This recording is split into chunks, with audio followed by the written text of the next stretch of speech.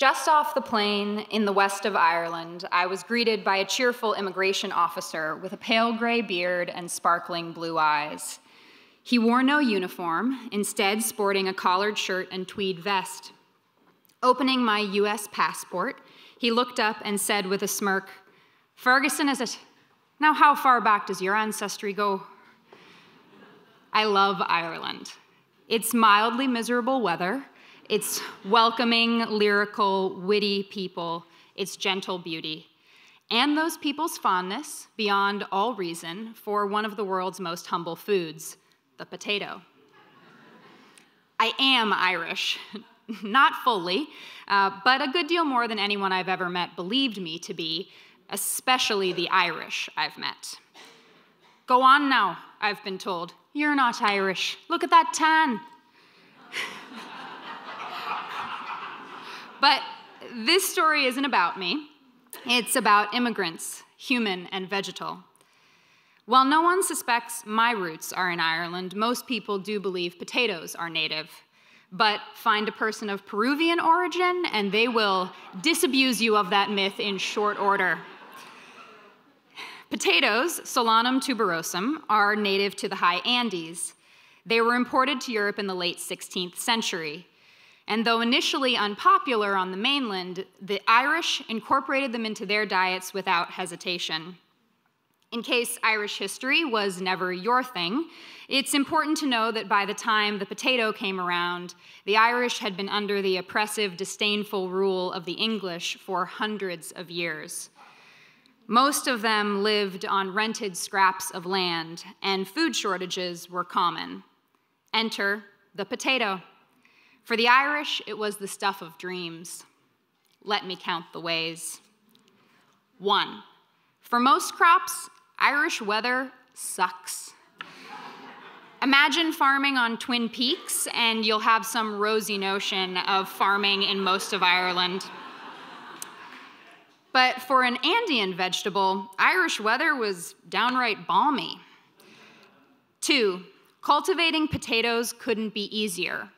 For starters, you grow potatoes not from seeds, but from potatoes, a fact you may have discovered for yourselves in your own kitchen when keeping a tuber too long. To plant, tend, and harvest potatoes requires one tool, a spade. 3, they're wildly productive and can be stored for weeks. Just 1 acre of rocky Irish land can produce enough potatoes to feed a family of 4 for a year.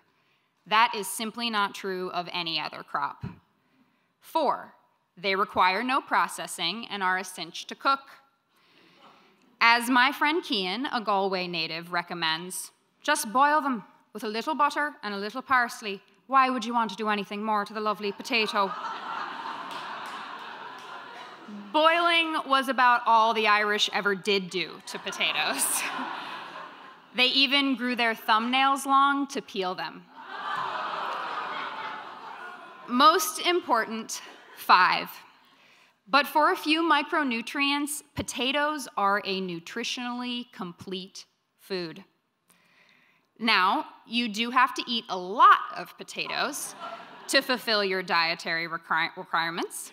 So, the Irish did.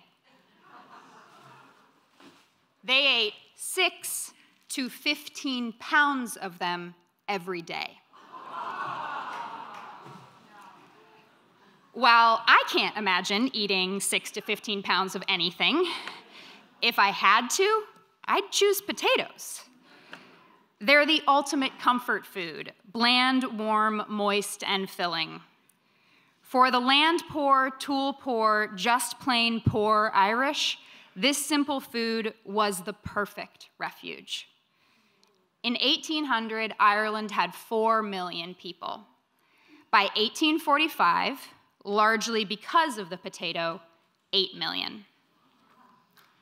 Enter Phytophthora infestans.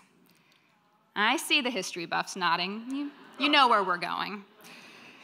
Phytophthora infestans literally means infesting plant destroyer. It's the scientific name for potato blight. As ideal an immigrant food as the potato was for the Irish, pea infestans was the perfect immigrant scourge. The blight appeared in mainland Europe first. Then, on September 13, 1845, the London Gardener's Chronicle announced, "We stop the press with very great regret to announce that the potato murrain has unequivocally declared itself in Ireland." The paper added, "Where will Ireland be in the event of a universal potato rot?" Where indeed? The blight spread rapidly. Firm tubers underground and in storage dissolved in days into a putrid purple-black mush, entirely inedible.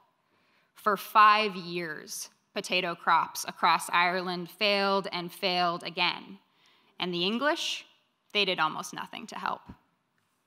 By the end of the Irish potato famine, over 1 million people had died, and another 2 million had emigrated, half coming here to the United States.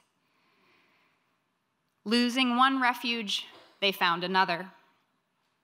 We may be a country of immigrants, but we have never been especially nice to them. The Irish were prohibited from applying for work. They were portrayed as less than human. It is from our American stereotypes of the Irish, immigrant Irish, that we get terms like paddy wagon, police vans to transport prisoners, the Paddies, the Patricks, the Irish. Americans hated the Irish refugees because they were afraid the Irish would change America. And we did. We made it better. But it wasn't remade in Ireland's image. American culture wasn't subsumed by Irish.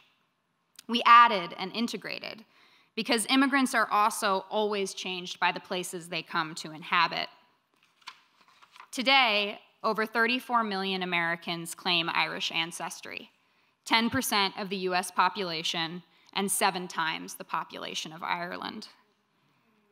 And what of the other immigrant, the vegetal one? Though potatoes were at the root of the famine catastrophe, the Irish have never lost their love for them. Today, the average Irish eats almost 200 pounds of potatoes a year, more than twice the global average. For all its vulnerability and plainness, the potato is unique in this world, an irreplaceable immigrant, a near-perfect food. There is no known substitute.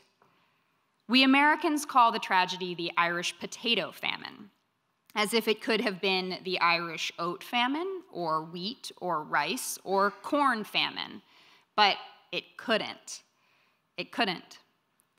No other food could have provided the refuge that the potato provided the Irish, and no other food, when taken away, could have caused the same disaster. The Irish don't call it the potato famine.